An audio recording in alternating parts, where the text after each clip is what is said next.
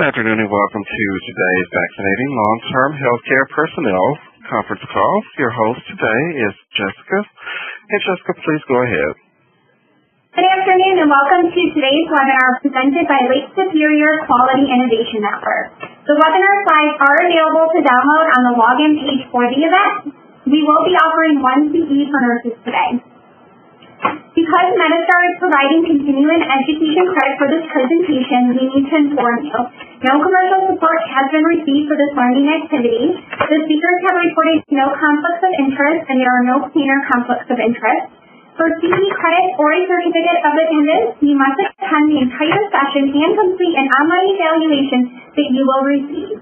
We encourage everyone to complete the evaluation to provide feedback on the session. At this time, I would like to turn it over to our speaker, Kathleen Lavich, Senior Clinical Quality Consultant at EMPRO.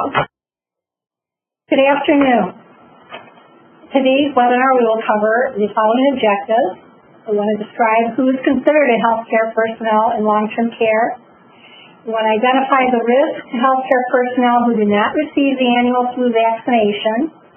Describe the adverse effects of influenza on older adults and nursing home residents, and identify barriers and strategies to improving influenza vaccination among healthcare personnel in long-term care. Why get vaccinated? Well, let's start at the beginning. Flu is a contagious respiratory illness caused by influenza viruses that affect the nose, throat, and lungs. It can cause mild to severe illness and at times can lead to death. Flu can also lead to pneumonia and blood infections, cause diarrhea and seizures in children. If you have a medical condition such as heart or lung disease, flu can make it worse. Flu is more dangerous for some people, such as infants and young children, and people 65 years of age and older, pregnant women, and people with certain health conditions or a weakened immune system are at great risk. Each year, thousands of people in the United States die from flu, and many more are hospitalized. The flu vaccine can keep you from getting the flu, make flu less severe if you do get it, and keep you from spreading the flu to your family and to other people. The time from when a person is exposed to the flu virus to when symptoms begin is about 1 to 4 days with an average of 2 days.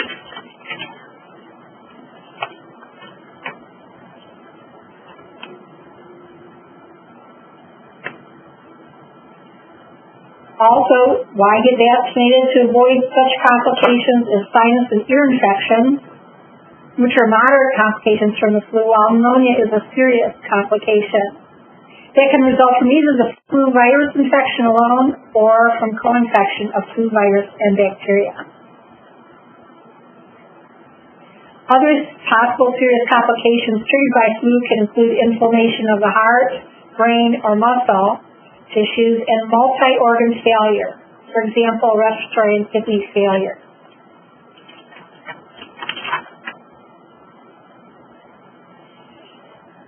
To avoid complications such as flu virus infection of the respiratory tract, which can trigger an extreme inflammatory response in the body and can lead to sepsis, which is the body's life-threatening response to infection. Flu can also make chronic medical conditions worse. For example, people with asthma may experience asthma attacks while they have the flu, and people with chronic heart disease may experience a worsening of this condition triggered by flu. The best way to prevent the flu is by getting vaccinated each year.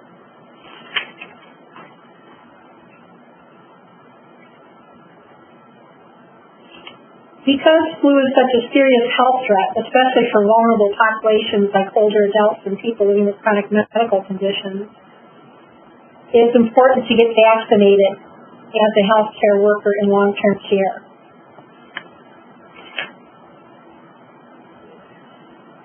People 65 years and older are at the highest risk for hospitalization and complications from the flu. An estimated average of 5,500 flu-associated deaths occur annually in people greater than 65 years of age, and in the 2012-2013 flu season, the most affected group was persons 65 years and older.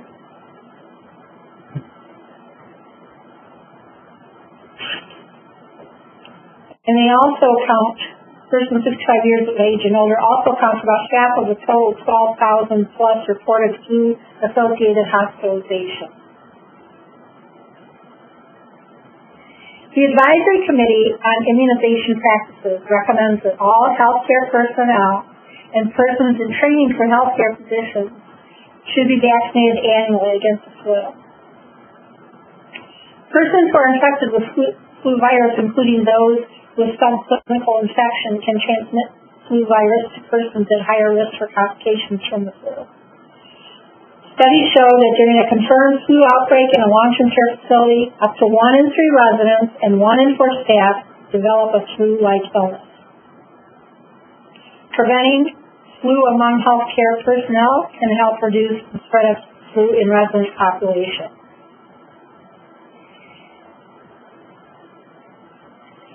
Since it takes about 2 weeks for antibodies to develop after being vaccinated, you want to make sure your healthcare personnel are vaccinated early in the flu season so that they are protected before flu infections become prevalent in the community.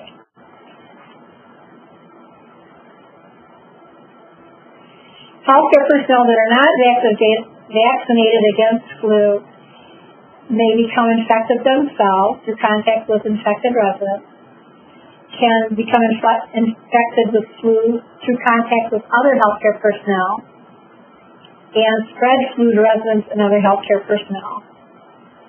People who are infected with the flu can spread the flu 1 day before they feel sick through 5 to 7 days after becoming sick.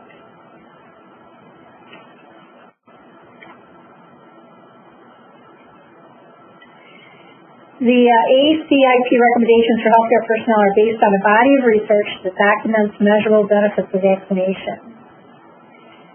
So vaccination of healthcare personnel may reduce transmission of flu. The number of healthcare personnel that continue to work while they are ill due to a potential loss in wages or lack of paid sick leave, staff illness and absenteeism, and flu-related illness and hospitalization, especially among those people at increased risk for severe flu illness.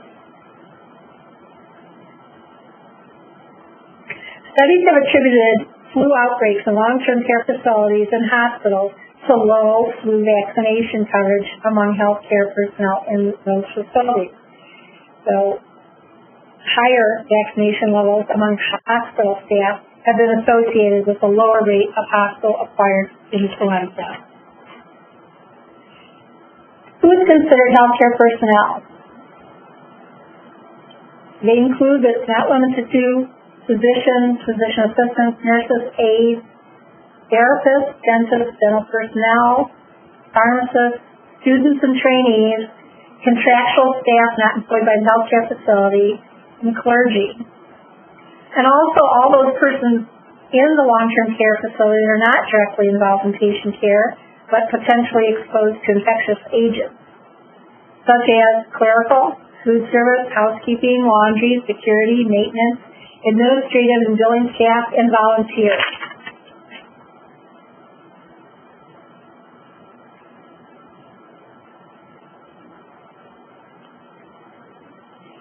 As reported in the Morbidity and Mortality Weekly Report, 77% of healthcare personnel reported having received a flu vaccine for the 2014 to 2015 season.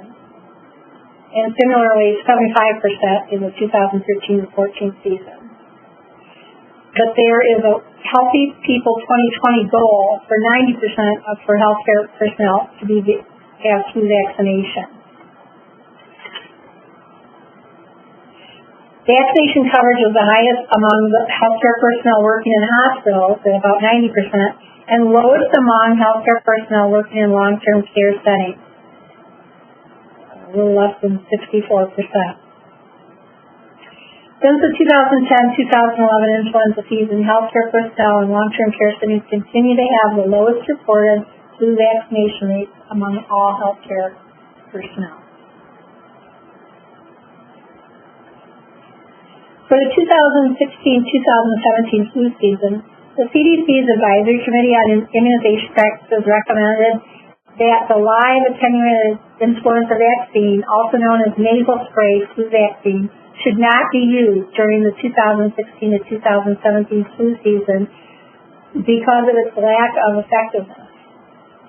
This has to be approved by the director, but we are expected to get that information and that confirmation before the flu season starts this year.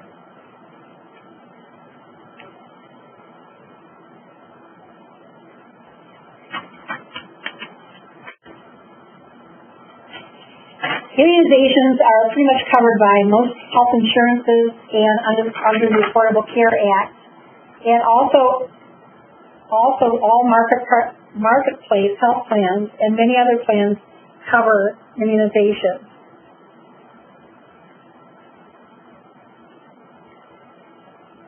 To be recognized or reimbursed by a health insurance carrier for giving flu vaccinations, your organization would need to become a provider for your health insurance carrier. If you're not already a provider, you can ask your health insurance carrier how to become a provider and whether you can be reimbursed. At a recent meeting here in Michigan for one of our county's health divisions, they also stated that they would actually come to nursing homes in the area and do the flu vaccinations for their staff. That they could bill their health insurance, but even if they did not have health insurance, they would find a way to make those vaccinations happen so that the staff did not have to pay. And nursing homes that were at that meeting, some of them also stated they actually do the vaccinations free for their staff.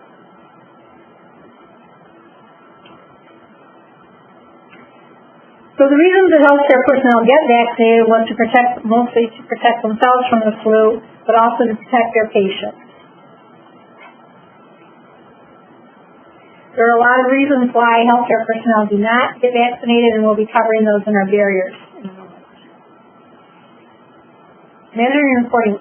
It's important to measure your vaccination coverage rate among your employees because it helps you gauge your progress towards meeting the Healthy People 2020 goal of 90%. And again, because high vaccination coverage rates will help ensure that your staff will be protected from the flu and that residents will be less likely to get the flu from the facility staff. The bottom line for your business is that if all your employees get the flu, how will that affect your day-to-day business if they all call in? And also, because of hospital readmissions and admissions due to flu, hospitals may decide to take a stand not to send patients to nursing homes that don't mandate staff flu vaccination. Many hospitals at this time do mandate that for their staff. So there's several successful strategies of how to increase the vaccination of healthcare personnel in long-term care. A really comprehensive approach is needed that covers and uses several strategies.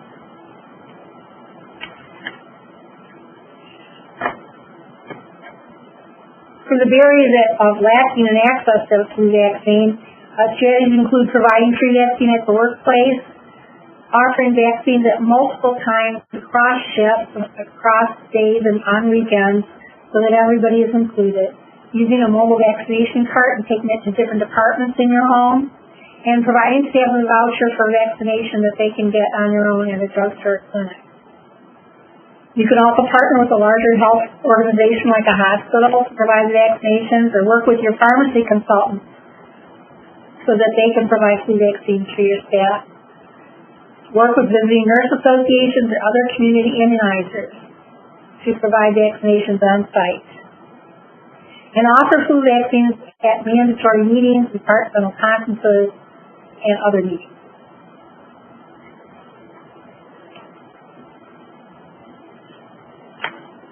Next barrier is belief. People believe that influenza is not a serious illness and not a risk for young or healthy people. Believes that flu vaccine is not effective and believes that flu vaccine causes the illness and side effects and fear of injection.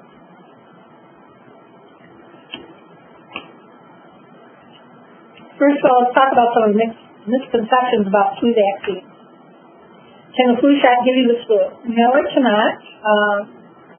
They're made in two different ways, but the flu vaccine that is in there has been inactivated, and therefore they're not infectious. And another kind of recumbent influenza vaccine does not contain flu vaccine viruses at all. The most common side effects from the flu shot are soreness, redness, tenderness, or swelling where the shot was given. A low-grade fever, headache, and muscle ache can also occur. In randomized blinded studies where some people got the flu shot and others got saltwater shots, the only difference in symptoms was increased soreness in the arm and redness at the injection site among people who got the flu shot. There were no differences in terms of body aches, fever, cough, runny nose, or sore throat.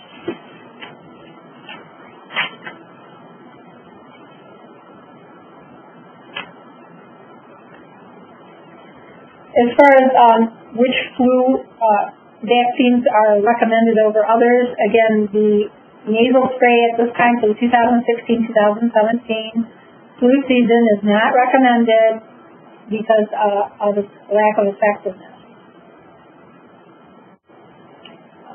Questions such as, is it better to get the flu rather than the flu vaccine?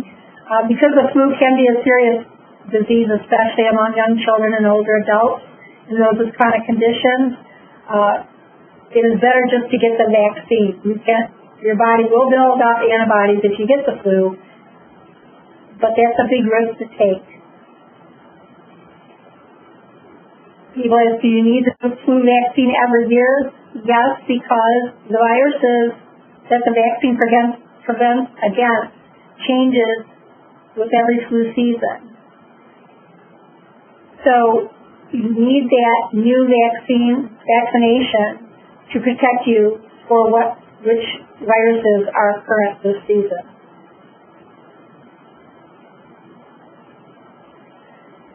Some people complain that they do not feel well after getting the flu shot. Some people will have some mild reactions to the flu vaccine, including what we already talked about at the injection site and the body aches. If they have these reactions, they occur usually right after you receive the shot and last 1 to 2 days. Serious reactions to the flu are very rare.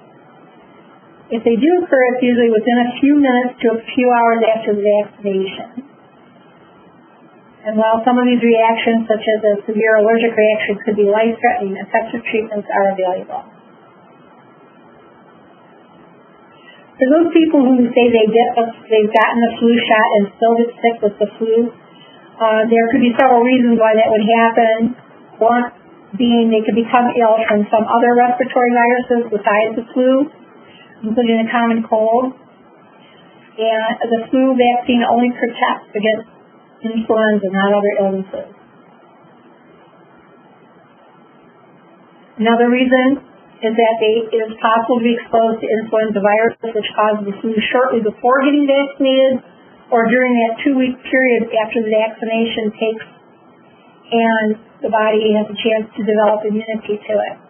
So that exposure could result in the person becoming ill with the flu before the protection takes effect.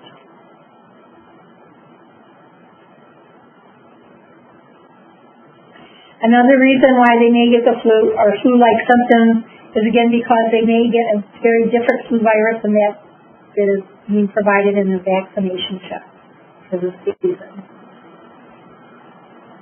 And the final explanation is that they may just get the flu because the vaccination varies in how it works from person to person.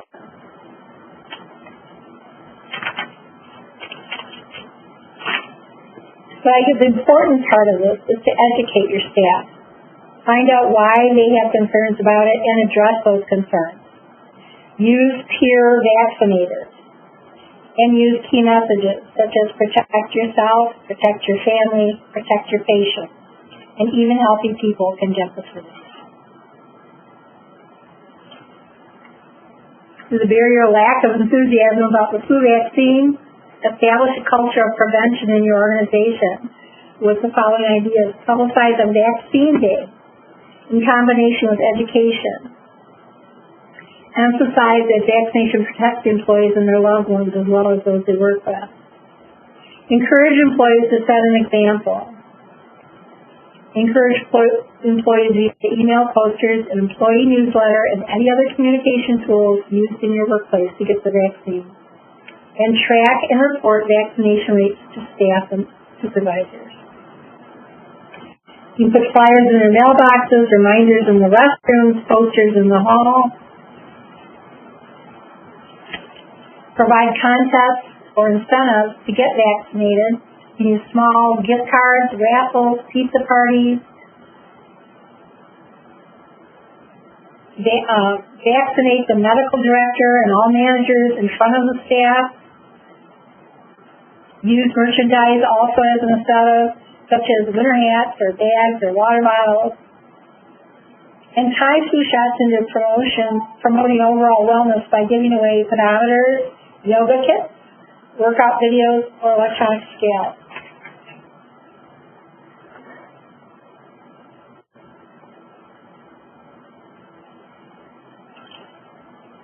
You can sponsor a slogan contest with prizes, and even throw a tailgate kickoff party that includes food and prizes while providing vaccination.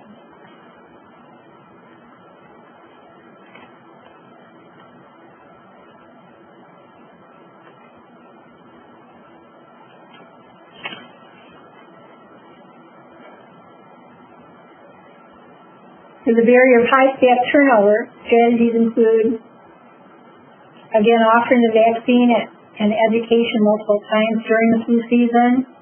Offer opportunities to be vaccinated at multiple times locations convenient for all workers.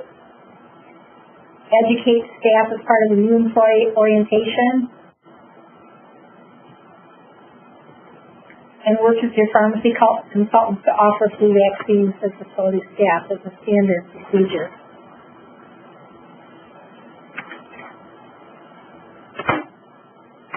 Healthcare personnel represent diverse cultures. To mitigate those barriers, you can access guidance from the National Standards for Culturally and Linguistically Appropriate Services in Health and Healthcare.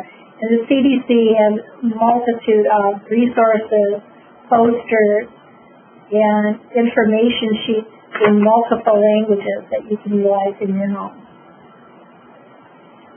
Medline provides tutorials and videos on health topics that might be good for low literacy groups. Utilize staff flu champions. Staff volunteers from various units to speak with coworkers one-on-one about benefits of the flu shot.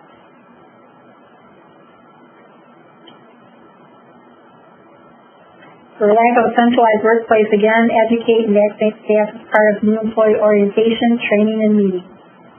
And determine and track proof of flu vaccine each year for each employee.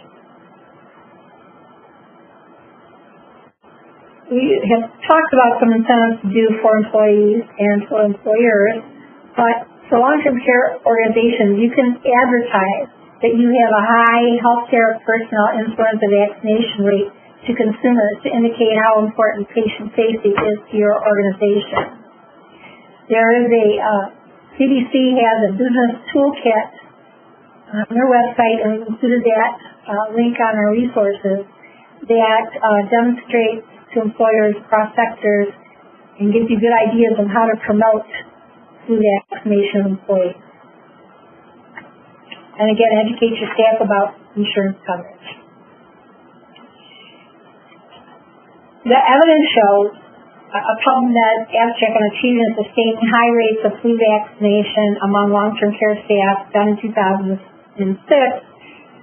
showed that this can be done in long-term care facilities, but it requires involvement from the quality improvement team and the medical director.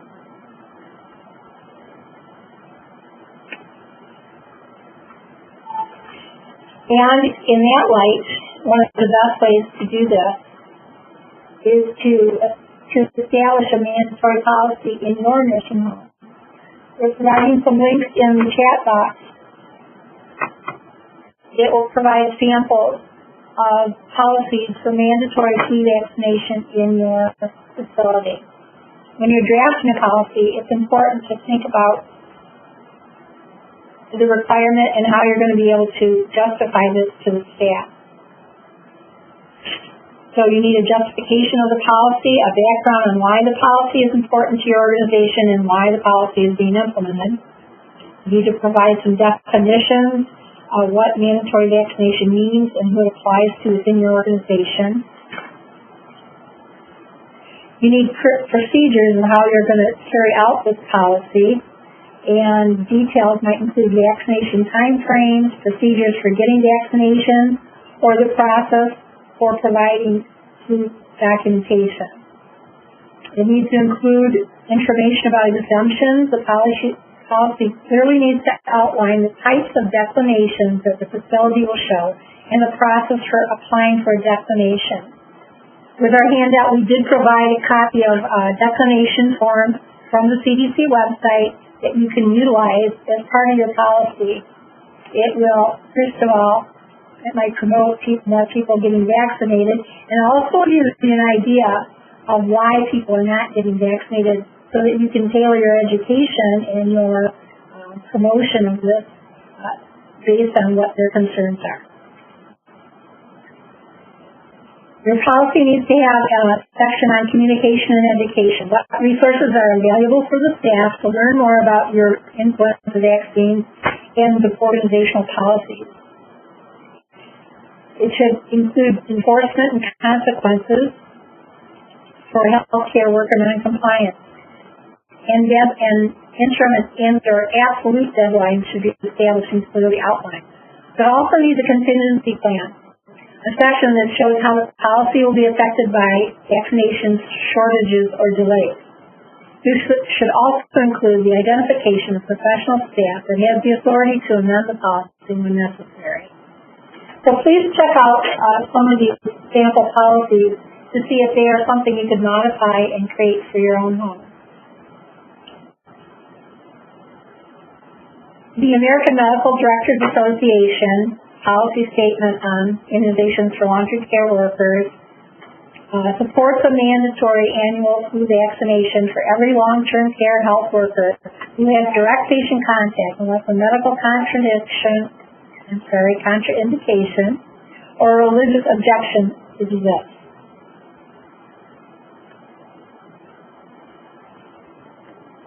Wherever your nursing home is at with flu vaccinations and healthcare personnel, it's important to know that it isn't going to happen overnight, that you can make small incremental changes and take baby steps every year, every flu season, to increase that rate of vaccination of your healthcare personnel. The National Nursing Home Quality Care Collaborative Change Package speaks to this process. In Strategy 6, provide compassionate clinical care that treats the whole person. Strive to prevent problems and treat when necessary. And also the Change Bundle to prevent healthcare-acquired infections, prevent transmission of infections by all persons. And that includes implementing a flu vaccination program for residents and staff.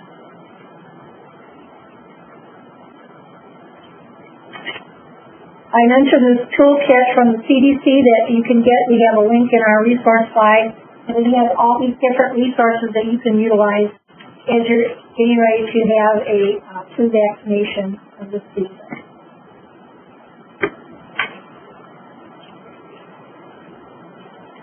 Again, here are the list of some very valuable references and resources for you to utilize.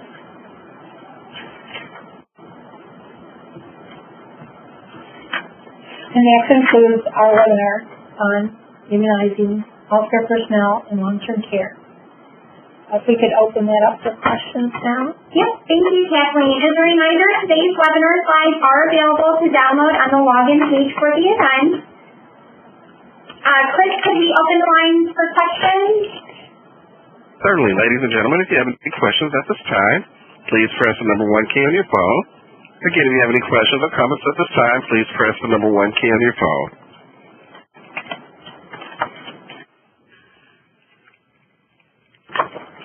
And also, a link to complete today's evaluation was just put into the chat box, so please fill this out to obtain your continuing education credit. Our first question is from Darlene with Evergreen Retirement. Darlene, please go ahead. I was just wondering how soon, to be effective for the flu season, we should start giving to our staff. I know I've had one or two, especially with school. They are already getting it because they have to have it for their, our students and stuff, produce it. But for us to carry over, I usually try to do it around the 1st of October-ish through October, November. Yep, absolutely. They say to start in October. Okay. And that's time to start. It will take about 2 weeks. Yep. To build up the antibodies in the personnel. But even if they don't get it till December, it's still going to be helpful. Yeah. I continue with new employees until March 31st usually. So anybody that comes in, because we're mandatory here, so all of our staff have to be vaccinated. Okay, well, as I said, they say to start in October. The shipments are going out now, and they're going to be going out through September until all the vaccine is distributed. But they say to start, CDC recommends that people get the flu vaccine by the end of October. Okay, yeah. Our staff need to have it by November 15th. Yep, and the reason vaccines are set up, they protect most people through the entire flu season, which can run up until the end of May, actually. Is there a difference between the quad and the tri when you order them? There is, as far as more in there. Yeah, because the trivalent has the two of the A strains and one of the B strains, and the quadrivalent has an added B strain in it. Okay.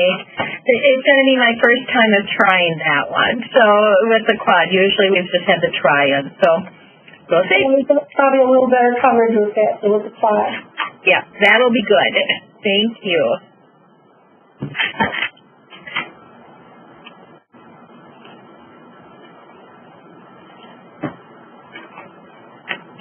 Chris, do we have any more questions? We have no further questions at this time. Are there any nursing homes that would like to share any success stories that they've had in increasing the rates of flu vaccination in their homes with staff?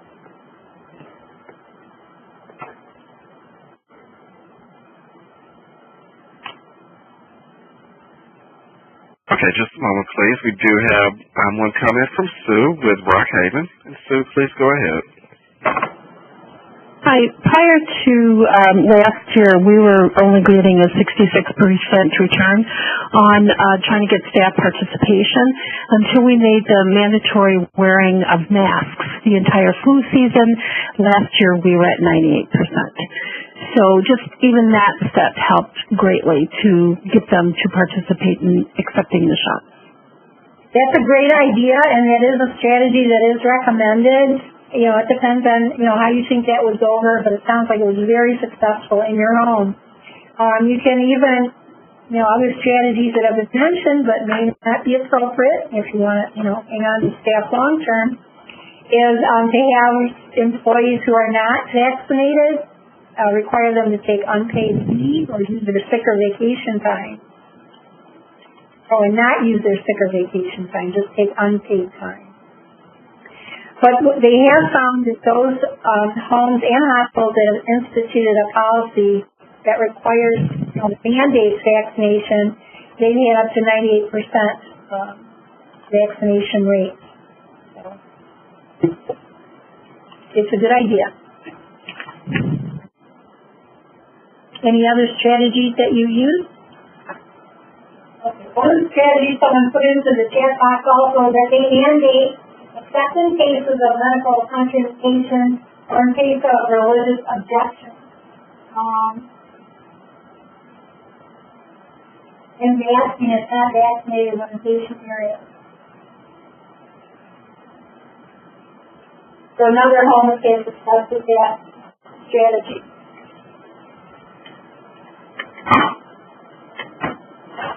Chris, are there any other questions? No, we have no questions or comments at this time. Okay, well, thank you for joining us for Vaccinating Long-Term Healthcare Personnel. A recording of the webinar will be available within the next week or so on Lake Superior Clinic's YouTube page. That concludes today's webinar. Thank you. Ladies and gentlemen, that concludes your call. You may all disconnect your lines. Thank you so much.